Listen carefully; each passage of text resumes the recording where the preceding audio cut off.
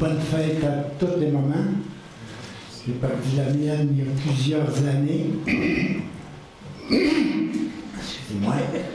J'ai perdu la mienne il y a plusieurs années de la même maladie que ma sœur, qui est décédée il n'y a pas tellement longtemps. Donc, c'est ça, c'est comme ça. Ce matin, on continue ensemble. On est dans une série de 4. Ce matin, c'est le deuxième message. La première fois, j'ai mis la table, hein, n'est-ce pas? Hein? On a mis la table, on a mis vraiment les plats, on a mis la nourriture et tout. Ce matin, on va prendre place. On va s'asseoir à cette table. On va commencer à déguster le repas comme tel.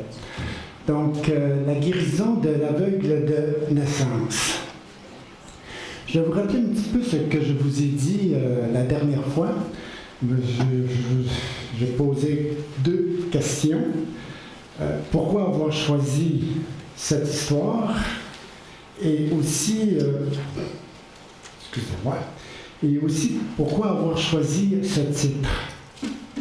Qui est l'homme qu'on appelle Jésus? Oh, merci beaucoup. Pourquoi choisir cette histoire?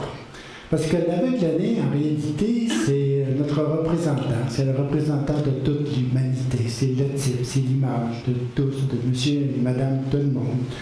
Nous sommes tous aveugles, hein? Nous sommes tous, d'une certaine façon, aveugles de naissance. Nous sommes tous aveugles spirituellement. Qui a déjà vu Dieu? Donc, dans ce sens-là, nous sommes tous aveugles. L'évangéliste, dans sa préface, dans l'évangile de Jean, fait une très grande déclaration en disant « Personne n'a jamais vu Dieu ». Moi, je pensais l'avoir vu. Et l'évangéliste m'a rappelé à l'ordre, d'une certaine façon, en me disant « Non, Robert, ni toi, ni personne, personne n'a jamais vu Dieu. Personne n'a vu le vrai visage de Dieu. » Les êtres humains tâtonnent à travers des religions, des spiritualités, des pratiques. Nous cherchons de droite à gauche. Excusez-moi, j'oublie toujours de mettre mes fameuses lunettes. Je suis là, c'est embrouillé, c'est tout grand, j'ai de la misère à suivre. Donc, j'étais en train de dire que nous cherchons de droite à gauche, nous explorons des avenues, nous créons des rites, des formules, des prières pour nous rapprocher de Dieu. Mais qui est Dieu? Qui est véritablement Dieu? Jean nous dit personne ne le sait, sauf un, le Fils unique, qui habite, qui demeure dans le sein du Père, est celui qui le révèle, est celui qui le fait connaître. Seul celui qui habite dans la partie la plus intime de Dieu, dans le cœur même de Dieu, a vu le vrai visage de Dieu, a véritablement vu ce que Dieu est dans son être le plus profond, le plus intime. Le Fils, il connaît tout de Dieu, tous les secrets de Dieu, tous les cachettes, les replis, tous les secrets de Dieu. Il connaît tout, ses intentions, ses projets, et surtout, ce que le Fils connaît, c'est la profondeur, la grandeur et la richesse de son amour pour tous les êtres humains. Quand Jésus dit que Dieu a tant aimé le monde, le Fils sait de quoi il parle. Il n'y a aucun secret pour Jésus en ce qui concerne la personne de Dieu. Jésus, c'est le révélateur de Dieu. C'est lui qui révèle au monde le cœur de Dieu, le visage de son Père. Pourquoi choisir ce titre? Qui est l'homme qu'on appelle Jésus? En réalité, comme je vous l'ai dit la dernière fois, c'est tout simplement la réponse que l'aveugle-né donne à ses amis lorsqu'on lui demande qui t'a guéri. Il ne sachant pas vraiment qui l'a guéri, parce qu'il ne l'a pas vu, il va tout simplement reprendre ce que les gens disent en ce qui concerne Jésus. Il va tout simplement dire l'homme qui s'appelle ou qu'on nomme Jésus, c'est lui qui m'a guéri il n'en sait pas plus. Il sait juste que c'est celui qu'on appelle Jésus qui l'a guéri. On connaît l'homme, Jésus de Nazareth, le fils de Marie. Mais qui est cet homme? Pour les uns, c'est un homme de bien. Pour les autres, c'est un grand humaniste, un prophète, un mystique, un homme de compassion, un homme d'amour, un homme de pardon. Pour les historiens, il est un grand personnage de l'histoire. Mais qui est véritablement Jésus? Quelle est sa mission? Qui est l'homme qu'on appelle Jésus? Donc, nous allons voir, j'ai ma petite chose, nous allons voir le récit comme tel de l'aveugle-né. Et ce matin, on va se concentrer là-dessus. Il y a 7 versets. On va donner ça, ça marche. Non, ça c'est la conclusion. Ça, c'est ici. Juste un mauvais temps, ça commence bien. Donc, les 7 versets qui parlent de cette guérison-là, on peut les séparer en 3 parties. La circonstance des événements ou de l'événement, l'entretien des disciples avec Jésus, parce que Jésus, avant de faire la guérison, il y a un entretien avec ses disciples, ce qui est vraiment important, et vous allez comprendre pourquoi. Et ensuite, il y a ce qu'on appelle le miracle, le signe miraculeux. Parce qu'on sait que dans l'évangile de Jean n'emploie jamais le mot miracle. Pour lui, ce ne sont pas tout simplement des miracles que Jésus fait, mais ce sont des signes. Ce sont des signes qui nous amènent plus loin, qui nous amènent à comprendre quelque chose en ce qui concerne Jésus. C'est pour ça que l'auteur emploie toujours dans l'évangile de Jean le mot signe au lieu d'employer le mot miracle. D'ailleurs, à la toute fin, c'est écrit que Jésus a fait d'autres signes. Dans nos traductions, c'est écrit miracle. Mais dans l'original, c'est écrit signe. Jésus a fait bien d'autres signes qui ne sont pas écrits dans l'Évangile, afin que vous croyiez que Jésus est le Fils de Dieu et qu'en lui, nous avons la vie éternelle. Est-ce que j'ai lu le texte? Non. OK. On y va. Jésus vit en passant un homme aveugle de naissance. Ses disciples lui firent cette question. Rabbi, qui a péché? Cet homme ou ses parents, pour qu'il soit né aveugle? Jésus répondit, ce n'est pas que lui ou ses parents aient péché, mais c'est en fait que les œuvres de Dieu soient manifestées en lui. Il faut que nous fassions, tandis qu'il est jour, les œuvres de celui qui m'a envoyé. La nuit vient et personne ne peut travailler. Pendant que je suis dans le monde, je suis la lumière du monde. Après avoir dit cela, il cracha à terre, il fit de la boue avec sa salive, puis il appliqua cette boue sur les yeux de l'aveugle. Et il lui dit, va, et lève-toi au réservoir de Siloé, nom qui signifie envoyé. Il y alla, se lava, et s'en retourna, voyant clair. Il y a tout un message ici. On ne s'en rend pas compte, mais c'est tout un signe que Jésus opère à un moment donné dans cette guérison de l'aveugle. En réalité, comme que c'est écrit, Jésus vient de quitter en catimony le temple. Le chapitre 8 termine avec ce départ précipité de Jésus de l'enceinte du temple. L'enceinte du temple, c'est l'endroit où il y avait toutes les manifestations religieuses. C'est un endroit qui est vraiment grand, immense, c'est le temple lui-même. Donc, on dit que c'était grand comme environ 10 terrains de football. On pouvait accueillir des milliers de personnes. Et Jésus, avec ses disciples, s'est retrouvé là. Et on sait que Jésus a fait 2 grandes déclarations publiques lors de cette grande fête des temples au milieu de la foule présente à cette fête. Jésus, dans un premier temps, a fait cette belle grande déclaration, « Je suis la lumière du monde. Celui qui me suit ne marchera pas dans les ténèbres. » mais il y aura la lumière de la vie. Et la deuxième grande déclaration que Jésus a faite, c'est « Je suis la source d'eau vive, de laquelle coulent des fleuves de révélation. » Ces deux déclarations ont vraiment créé un malaise profond chez les autorités juives. De là vient le fait que Jésus a dû se précipiter rapidement à l'extérieur du temple car on cherchait à l'arrêter et jusqu'à le lapider probablement sur place ou peut-être plus tard. Donc Jésus avec ses disciples ont dû fuir rapidement, ils se sont faufilés à travers la foule, de droite à gauche, à travers les colonnes du temple, tout ce que vous voulez. Donc se sont précipités, la Bible nous dit rapidement, comme à cachette, pour aller, pour vraiment sortir de l'enceinte du temple, pour aller vraiment dans les rues de Jérusalem. Mais il y a aussi une autre cause qui a vraiment choqué les autorités juives, c'est que Jésus a remis en question leur légitimité d'être les bergers d'Israël. Jésus a remis en question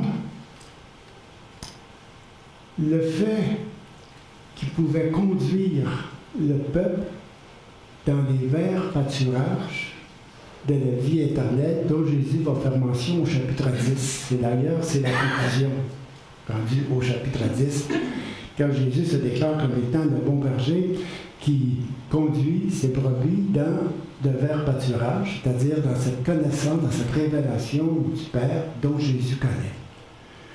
Donc Jésus les remet en question et ça a vraiment choqué.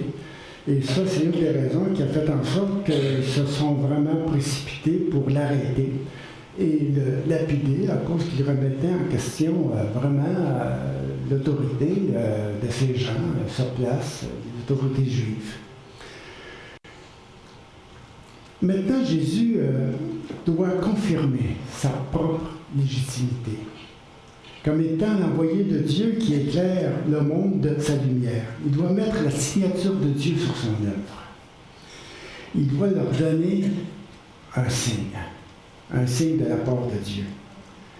Ce miracle, comme je l'ai dit tantôt, c'est plus qu'un simple miracle. C'est un signe qui renvoie au-delà de lui-même, qui met en lumière le pouvoir de Jésus de faire voir. C'est écrit, Jésus vit en passant un homme aveugle de naissance. Jésus voit celui qui ne le voit pas encore. On peut penser à nous, n'est-ce pas? Qui a véritablement vu Jésus, qui a vraiment vu Dieu. J'ai l'impression que Dieu nous voit plus que nous, on peut le voir. J'ai l'impression qu'on est aveugle, tandis que lui voit. Lui voit ce que nous ne voyons pas. Donc Jésus voit l'aveugle de naissance. Jésus vit en passant l'aveugle que lui ne le voyait pas. Il était là, assis, tout simplement. Il tend la main, il ne demande rien, sinon que quelques sous pour pouvoir dîner, souper, manger. Je ne sais pas si vous l'avez remarqué, mais l'aveugle-né, il est silencieux. Regardez tout le texte, là, il ne dit pas un mot. Pas un mot, aucune demande. Il ne demande rien à Jésus, sinon qu'une main tendue pour avoir quelques sous pour pouvoir manger. Rien d'autre. On pourrait même dire que, si je prends l'exemple, dans le cinéma, on dirait qu'il est un acteur de soutien. Il n'a pas le rôle principal. Il est là pour mettre en valeur la vedette. Et la vedette, ici, c'est Jésus. Toute la lumière, tout le focus est centré sur la personne de Jésus. C'est lui qui voit, c'est lui qui intervient, c'est lui qui fait tout. L'aveugle-né, il est complètement passif. Il ne sait pas ce qui va se passer. Il ne demande rien, sinon que quelques sous pour pouvoir manger. C'est important, parce qu'en réalité, l'auteur ne met pas le focus sur la foi de l'aveugle-né. C'est pas ça qui compte. Le focus, il est mis sur Jésus qui, lui, a le pouvoir d'ouvrir les yeux des aveugles. Tout est mis là.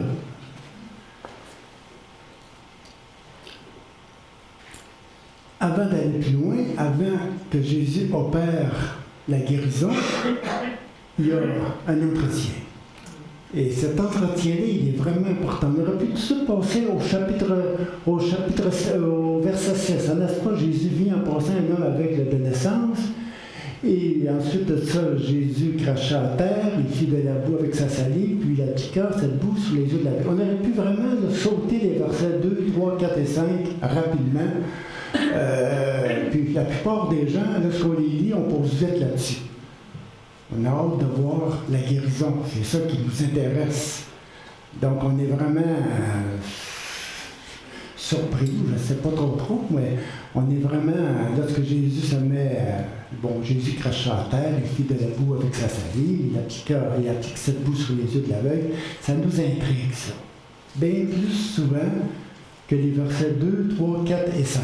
Pourtant, ces versets-là vont mettre en lumière ce que Jésus va faire. Et il doit y avoir une discussion au préalable avec ses disciples. Avant de faire quoi que ce soit, Jésus doit vraiment décrire ce qu'est l'œuvre de Dieu, ce que Dieu fait. C'est quoi l'agir de Dieu?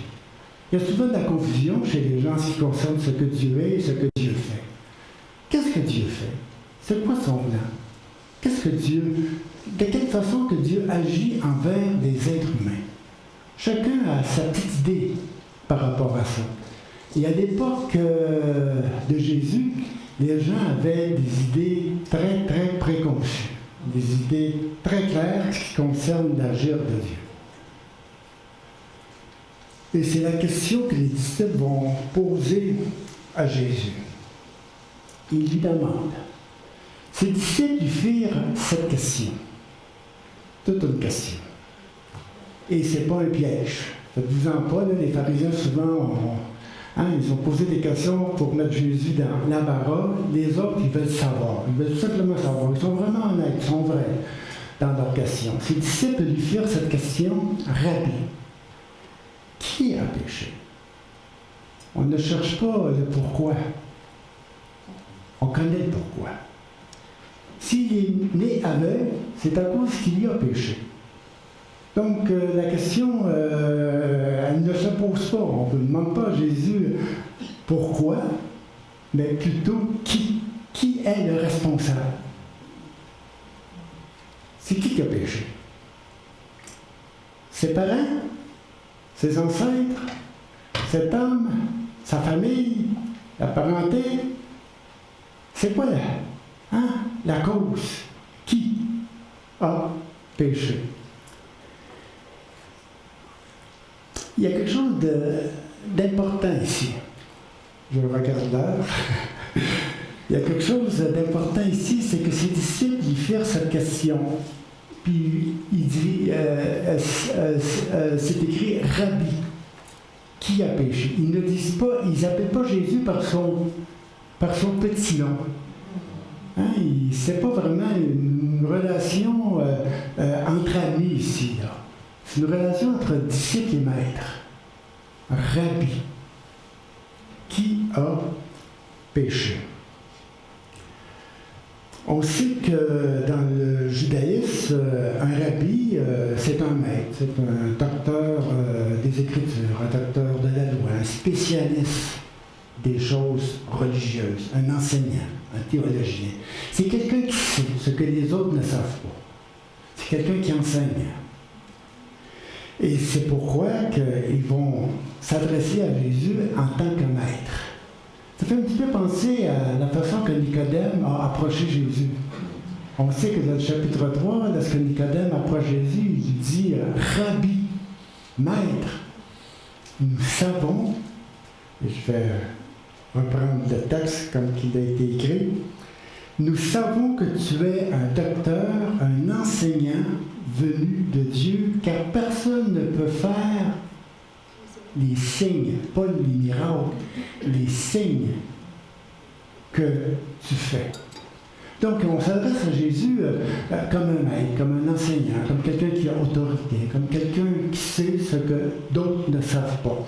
Et c'est de cette façon-là que les disciples vont approcher Jésus. C'est pas en tant qu'ami, c'est pas en tant que chum, même s'ils ont mangé avec lui, même s'ils ont fait des choses avec lui, devant une question aussi importante, il faut que le maître réponde.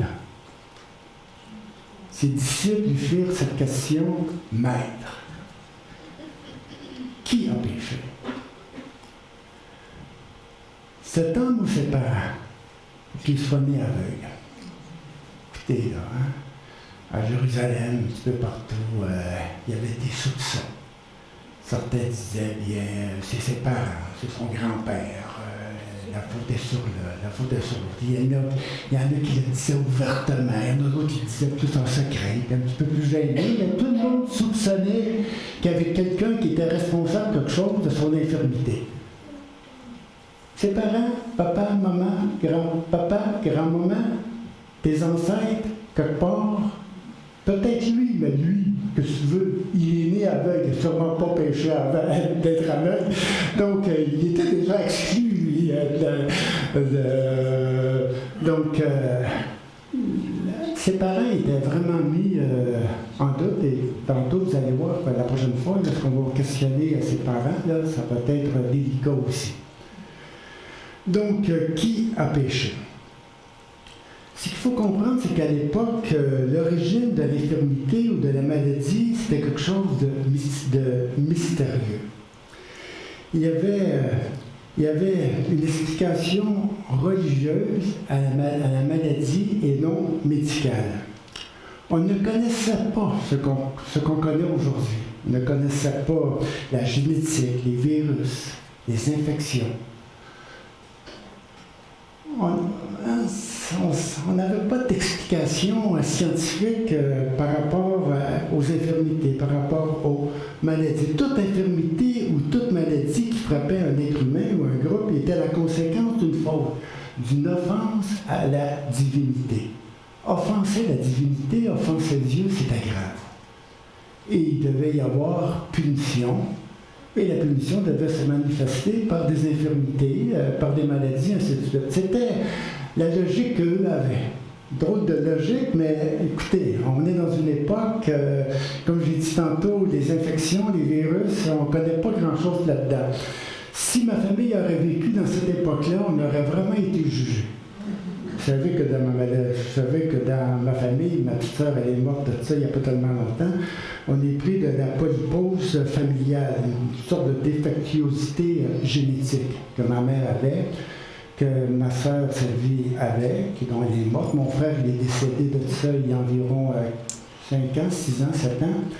Ma sœur Denise, qui a témoigné ici, elle est sur le bord de la ligne, là. Elle sait qu'elle va vraiment mourir tantôt, bientôt, on ne sait pas trop. J'ai mes neveux qui sont pris aussi avec ça. Donc, il n'y a rien à y faire. Au Canada, il y aurait 10 familles qui auraient cette forme de polyte-là. En Europe, il y en a plus. Mais au Canada, c'est quelque chose qui n'est vraiment pas connu. Ma sœur a fait beaucoup d'études pour savoir un petit peu c'était quoi les sources, ainsi de suite. C'est vraiment pas évident. Si on aurait vécu ma famille dans cette époque-là, on aurait mis la faute sur qui? Grand-maman? Grand-papa? Peut-être l'autre avant? L'arrière? Peut-être l'arrière? C'était la façon de dire les choses, c'était la logique du temps. Et Jésus est dans cette logique-là, et les disciples aussi. Ils sont dans une époque, là. Donc, lorsque eux posent la question, ses disciples lui firent cette question, Rabbi, qui a péché, cet homme ou ses parents? C'est une question qui est vraiment légitime pour le temps, pour l'époque. Mais ce qui est surprenant, c'est la réponse de Jésus. Une réponse claire, nette, sans équivoque. Jésus répondit, dans un premier temps, ce n'est pas lui ou ses parents, ce n'est pas que lui ou ses parents aient péché. On est au clair de suite, là. Il n'y a personne de responsable. Jésus ne cherche pas à mettre la faute sur quelqu'un. Jésus ne cherche pas à mettre de sorte de culpabilité chez l'un par rapport à l'autre. Il est clair. Ça, on dirait aujourd'hui, ça part rap. Ça n'a aucun rapport entre ce monsieur-là qui est infirme et le péché dont il pourrait y avoir question. C'est surprenant, parce que même encore aujourd'hui, il y a des gens qui croient ça. Hein. Il y a des gens qui croient que si on est pris d'une maladie, si on a quelque chose, une infirmité, mais il doit y avoir un péché caché quelque part. Hein? On associe aussi, écoute, on est pris aussi avec ça. Et les disciples à l'époque, ils étaient vraiment dans cette compréhension des choses. Ils avaient vraiment une mauvaise conception de Dieu, une mauvaise image de Dieu. Pour eux, Dieu, c'était un Dieu qui punit. Si tu ne fais pas ce qui doit être fait, tiens, bye. Bye. Aveugle. Aveugle pour le restant de ta vie. Aveugle pour la vie. Tu nais aveugle. Tu meurs aveugle. Voyons donc.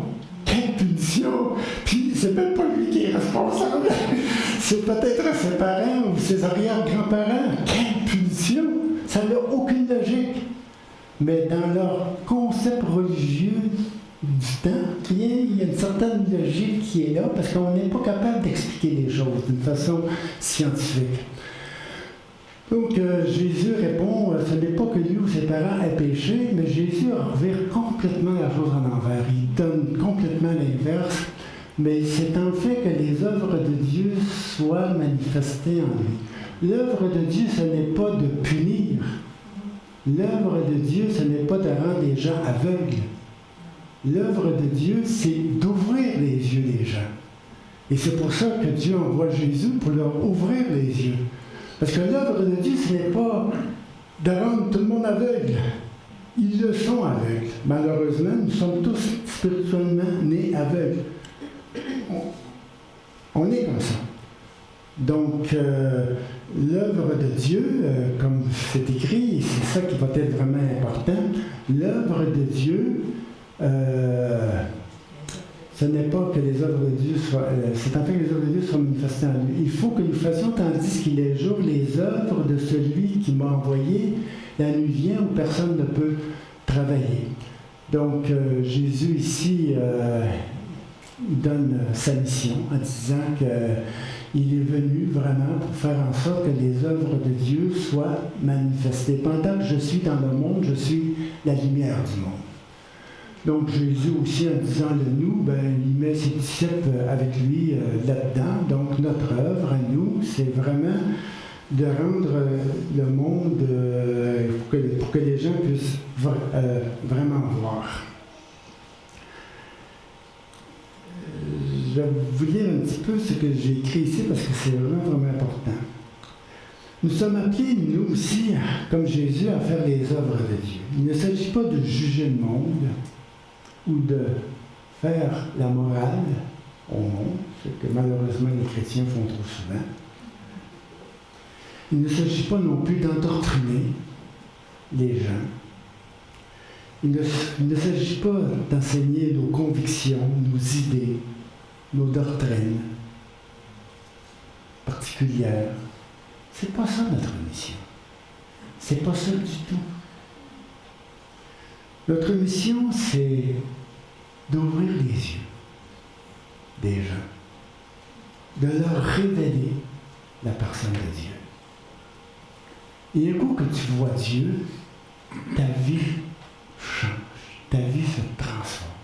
Parce que Dieu dans sa bonté, Dieu dans sa grâce, Dieu dans sa majesté, il est tellement merveilleux que nos cœurs en sont bouleversés et que nos cœurs ont une autre image de Dieu, puis que nos cœurs font en sorte que nos cœurs changent par cette vision qu'on a de Dieu. Malheureusement, on a une vision embrouillée de Dieu. C'est ça qui fait que les gens sont un petit peu tout croche. Et même leurs convictions et même leurs croyances sont parfois un petit peu confus. Hein? On est dans une religiosité évangélique souvent. Qui a véritablement vu Dieu? C'est vraiment pas évident. C'est vraiment pas évident. L'œuvre de Dieu n'est pas de juger l'humanité. Ce n'est pas de rendre les hommes aveugles, mais de leur ouvrir les yeux par Jésus, son envoyé. Et là, Jésus va faire une très, très belle déclaration en disant « Pendant que je suis dans le monde, je suis la lumière du monde. » Donc là, on arrive aux versets 6 et 7, qui sont vraiment les versets les plus importants ici, là. Donc, je vais prendre quand même, si je dépasse un petit peu de 5-10 minutes, c'est pas trop grave. Non. Stéphane dit. Donc, c'est écrit qu'après avoir dit cela, après avoir expliqué ce qu'est l'œuvre de Dieu, et là, Jésus peut passer à l'action. Parce que sinon, pourquoi passer à l'action si on n'a pas compris ce que Dieu veut faire? Si on n'a pas compris l'agir de Dieu, si on n'a pas mis ça au clair, on ne comprendra pas le miracle. On ne comprendra pas le signe.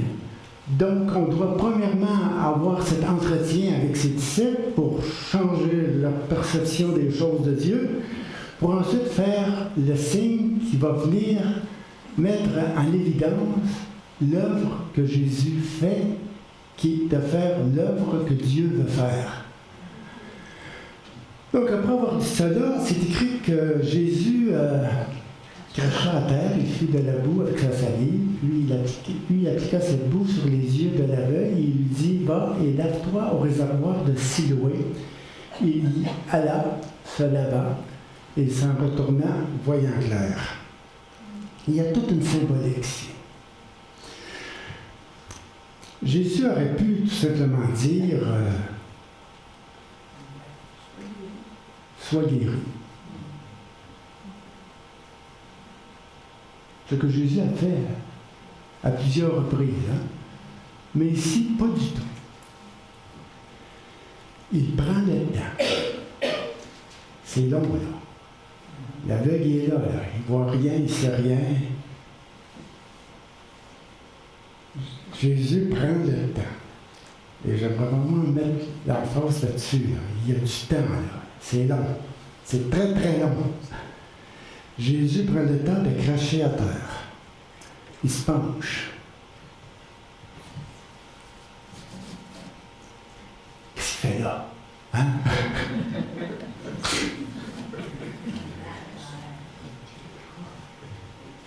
Ça va voir l'aveugle.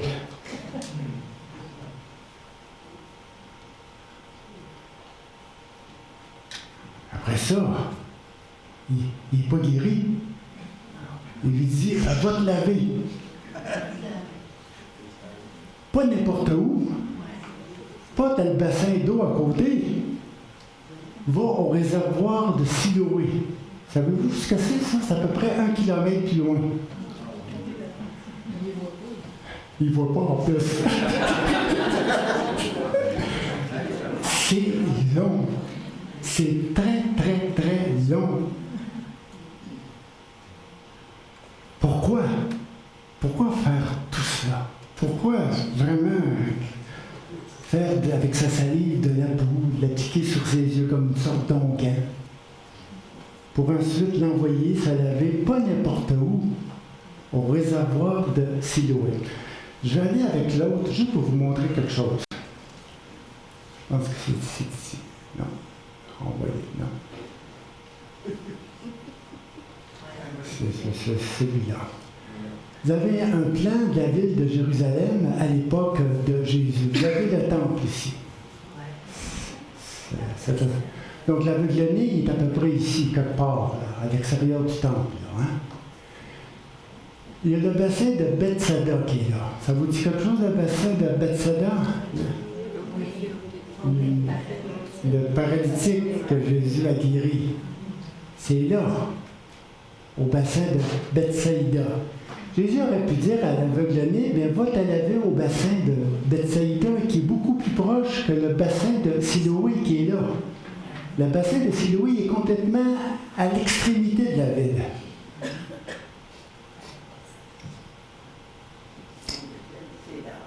D'ailleurs, ce bassin-là, c'est vraiment un bassin artificiel parce que... Oh, pareil. C'est vraiment d'acier artificiel parce que la source, elle était à l'extérieur des murs.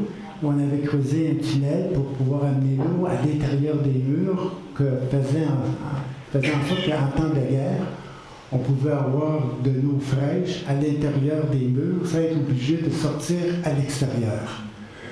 Donc Jésus l'envoie ici, à cet endroit-là, il doit traverser toutes les petites rues, là, toutes les petites ruelles, là, pour se rendre jusque-là.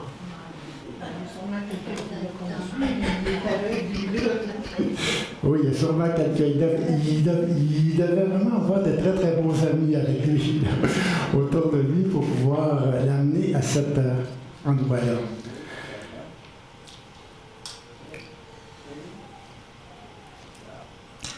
Pourquoi, la question se pose, pourquoi cracher à terre? Pourquoi faire de la boue? Pourquoi l'appliquer sur ses yeux? Il y a quelque chose qui nous échappe à nous aujourd'hui. Parce qu'on ne vit pas du tout dans cette époque-là, on ne comprend pas toujours ce qui se passe. Mais à l'époque, le fait de faire de la boue avec sa salive, puis ensuite de l'appliquer sur les yeux de l'aveugle comme une sorte de pommade, c'était vraiment un geste médical. Les guérisseurs faisaient ça.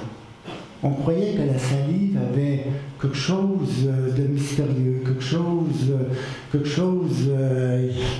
de divin là-dedans, qui faisait en sorte que mettre sa propre salive, et surtout lorsqu'il s'agissait d'un guérisseur, de pouvoir mettre sa salive sur les yeux de l'aveugle, ben, ça pouvait vraiment apporter une guérison, ainsi de suite. C'était comme une sorte d'onguent. Des fois, quand j'étais jeune, quand je faisais un bobo, il me semble que ça faisait du bien. Hein? Vous avez jamais fait ça? Vous saignez un petit peu, là? Vous saignez un petit peu, là? Me semble que le sang arrête, hein? Je ne sais pas.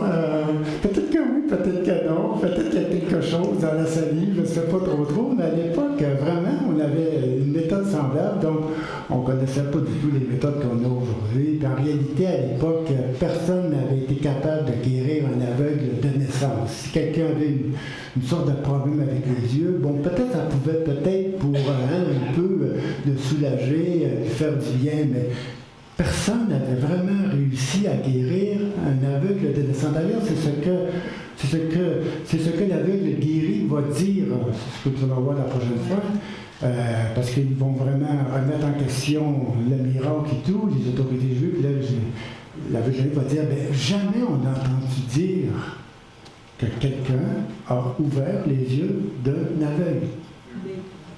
Ça, donc, on est là. On retourne un petit peu en arrière. On retourne à notre texte.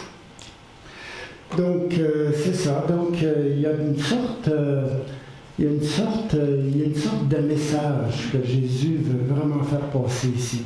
Le message tout simple que Jésus veut faire passer, c'est que Jésus a un pouvoir divin. Jésus emploie la culture du temps. Jésus emploie les méthodes du temps.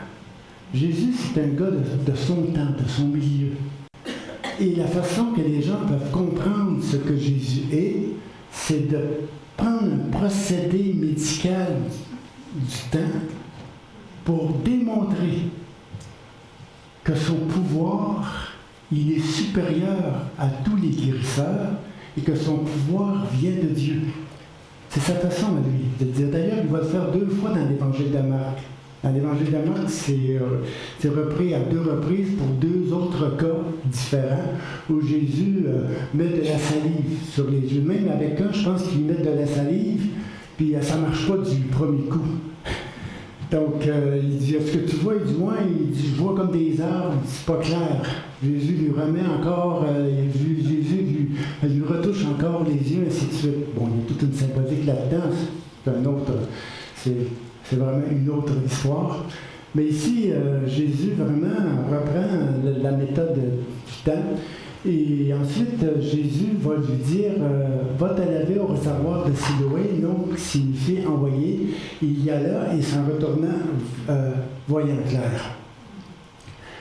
Encore là, pour nous, ça ne veut rien dire, le réservoir de Siloé. Pourquoi aller là? Et là, l'auteur nous indique quelque chose qui fait que des fois on passe facilement par-dessus ça, non qui signifie envoyer. Donc c'est plus que tu peux mettre une sorte d'information, c'est plus que tout simplement une sorte d'interprétation. Il y a vraiment quelque chose ici, là. C'est que le gars, pour faire vite, le gars doit aller se laver au réservoir dont le nom signifie envoyé. C'est ce que je vous ai dit tantôt, que Jésus, c'est l'envoyé de Dieu. Jésus, c'est celui que Dieu envoie pour redonner la vue aux gens. Donc, il y a toute une symbolique ici. Le fait d'aller se laver au réservoir de l'envoyé, et c'est à ce moment-là, à ce réservoir-là, qui symbolise Jésus dans sa mission, c'est à ce moment-là que c'est écrit « Il s'en retournant, voyant clair ». Donc le miracle n'est pas le fait que Jésus ait mis de la boue, le miracle est le fait qu'il est allé se laver les yeux dans le réservoir, nom qui signifie envoyé, qui symbolise la mission de Jésus comme étant celui que Dieu envoie. Donc, on peut simplement dire, si on veut retrouver la vue, si on veut voir ce que Dieu est, si on veut voir vraiment la vraie identité de Jésus, il faut aller se laver les yeux dans le réservoir dont Jésus est la source. Et c'est lui qui redonne la vue aux gens. Il y a toute une symbolique là-dedans ici, qui nous échappe à nous peut-être un petit peu aujourd'hui, mais à l'époque, c'était peut-être un petit peu plus clair pour certains. Les mots avaient quand même un sens. Et c'est là que vraiment que l'aveugle voit, que l'aveugle retrouve la vue. J'aimerais conclure maintenant. Tout simplement pour dire que ce récit a pour but de présenter Jésus comme étant la lumière du monde, qui a le pouvoir de faire voir. L'envoyé de Dieu pour donner la vue, pour les yeux des aveugles. Donc, le but du récit, ce n'est pas de présenter Jésus comme étant, parce que je veux vraiment bien me faire comprendre ici. Là. Le but, ce n'est pas de présenter la compassion de Jésus. Si vous lisez dans tout le texte, il n'est pas du tout question de la compassion de Jésus. Dans d'autres évangiles, c'est écrit Jésus ému de compassion. Ici, pas du tout. C'est pas ça qui est le but. Et le but n'est pas de présenter la foi de l'aveugle. C'est pas écrit que l'aveugle a demandé à Jésus, Seigneur, fils de David, pitié de moi. Qu'est-ce que Jésus aurait pu lui dire? Qu'est-ce que tu veux que je te fasse? J'aimerais ça retrouver. Ah, rien, il est silencieux, il ne dit pas un mot. Il est complètement passif. Tout il est mis sur le fait que Jésus, c'est celui qui est là, qui est l'envoyé de Dieu pour redonner la vue, parce que nous sommes tous aveugles, personne n'a jamais vu Dieu. Le Fils unique qui est dans le sein du Père, c'est celui-là qui nous l'a fait connaître, c'est lui qui nous révèle ce qu'est vraiment la personne de Dieu, et c'est en lui qu'on doit aller pour retrouver la vue, pour découvrir ce que Dieu est dans son être, dans sa personne. Et c'est merveilleux, vous le savez, lorsque nos yeux s'ouvrent sur la personne de Dieu par Jésus-Christ, c'est merveilleux, c'est grandiose. À travers le temps, à travers les années, j'ai découvert toute la bonté de Dieu, tout l'amour de Dieu, que je ne voyais pas. Malheureusement, j'avais Pendant longtemps, même au début de ma vie chrétienne, j'avais vraiment une vision confuse de Dieu. Est-ce que Dieu était là pour punir? Est-ce que Dieu était là pour sauver? Est-ce que Dieu nous tapait dessus? Est-ce que Dieu ne nous tapait pas dessus? Est-ce que Dieu nous reprenait pas? Et j'en ai été malheureux pendant longtemps. Pendant longtemps, entre le chaud et le froid. Hein? Est-ce que Dieu punit ou est-ce que Dieu fait grâce? De temps en temps, il punit, de temps en temps, il fait grâce. Quand il va punir, quand il va faire grâce, donc je suis tout si bien de me conduire correctement pour que Dieu puisse me bénir, parce que la punition va venir. Et j'ai marché comme ça, comme chrétien. Une vision qui venait peut-être de mon enfance, une vision qui venait peut-être de mon milieu, une vision qui venait peut-être de moi-même, je ne le sais pas trop, mais j'avais vraiment une vision confuse de Dieu. Jusqu'au jour que, tranquillement, pas vite, je me suis lavé les yeux dans le réservoir de Jésus, parce que c'est Jésus qui m'a révélé, qui m'a ouvert les yeux. C'est Jésus qui, lentement, pas vite, m'a montré un autre visage de Dieu. Quand Jésus dit « Car Dieu a tant aimé le monde », où est-ce que Jésus prend ça? Sinon que dans le cœur de Dieu, il sait qui est Dieu. Car Dieu vous a tant aimé qu'il m'a envoyé. Qu'il m'a envoyé pourquoi? Parce qu'il veut se faire connaître, il veut se révéler. Il veut que vous le connaissiez, il veut que vous rentriez en relation avec lui. La vie éternelle, c'est qu'il te connaisse. La vie éternelle, ce n'est pas d'aller au ciel. Pas ça, la vie éternelle. Dans l'évangile de Jean, ça n'a aucun rapport. La vie éternelle, ce n'est pas d'aller au ciel. La vie éternelle, c'est qu'il te connaisse. La vie, c'est de connaître. La vie, c'est d'être en relation. La vie, c'est de voir le visage de Dieu.